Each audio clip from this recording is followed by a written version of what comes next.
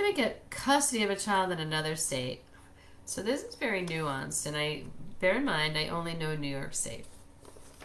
So the other state may have other rules, but New York State adopts what's called the Uniform Child Custody Jurisdiction of Enforcement Act.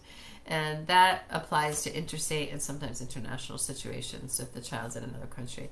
So it's complex, and I can't give you a straight answer without knowing more. But generally speaking, under that act, which New York follows, the child's home state is where the child has been consecutively for the last 6 months. So if the child's home state is in another state, they've been there for 6 months or more continuously, then you probably have to file in the other state.